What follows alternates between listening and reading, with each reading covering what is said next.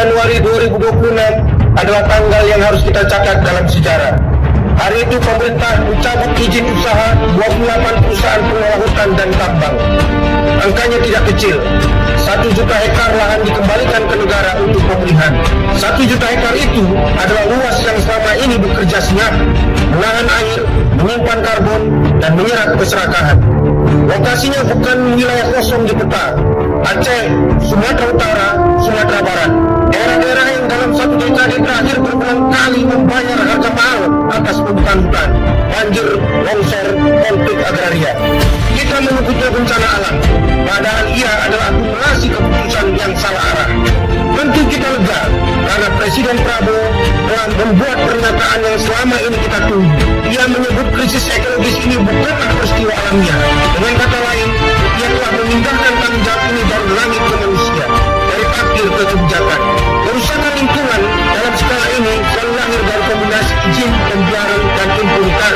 Pencabutan izin ini adalah tindakan korektif terhadap kesalahan negara itu sendiri. Negara mengakui bahwa selama ini ia terlalu longgar pada pemodal, terlalu lamban pada peringatan ekologis.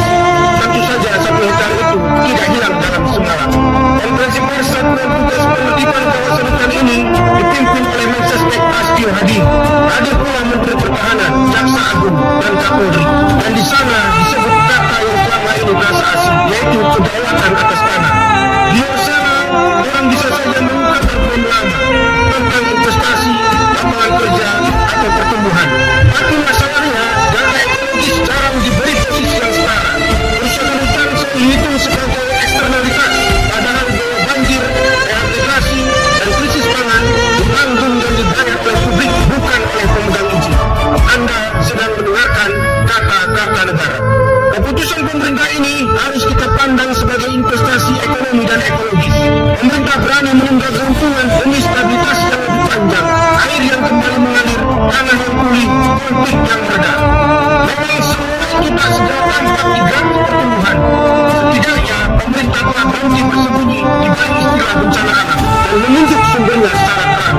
Maka yang perlu kita jaga sekarang bukan sekedar hutan, melainkan konsistensi negara. Keputusan ini akan kehilangan maknanya jika berhenti pada pencapaian izin tanpa pemulihan yang sungguh-sungguh, tanpa penegakan hukum yang menyentuh aktor utamanya, tanpa audit menyeluruh atas izin-izin lain yang lahir dari logika serupa. 20 Januari 2026 telah memberi kita satu hal yang lama hilang, kejelasan posisi, yaitu negara berhenti menyalahkan alam. Karena bagi hutan, dia tak menunggu siklus kekuasaan, dia hanya menunggu satu hal, apakah keputusan hari ini akan dijaga esok hari.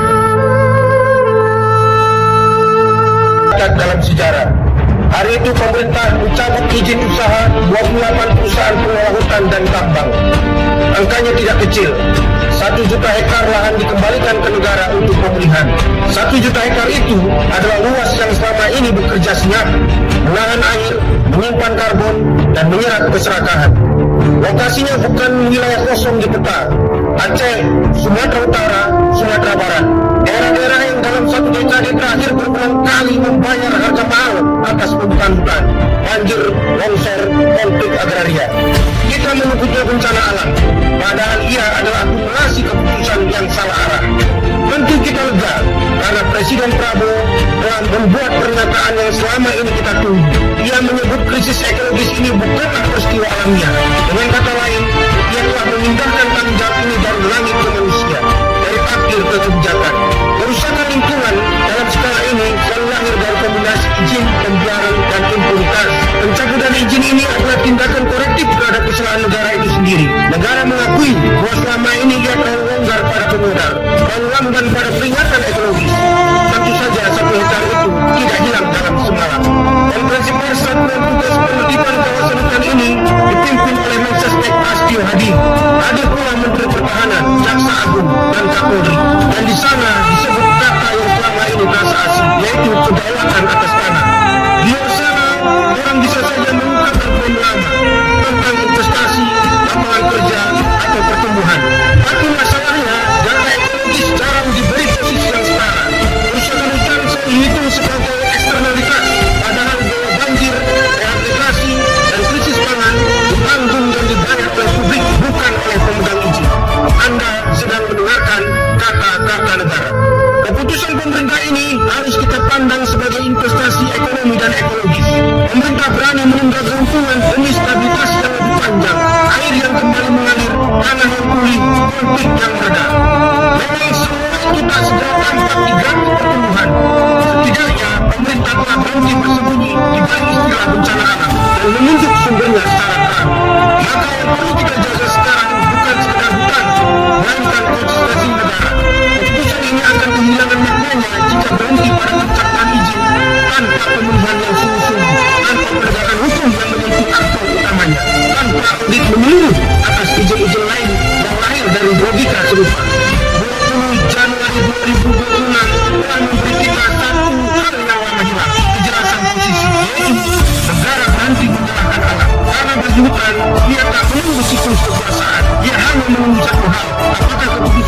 ini akan dijaga esok hari.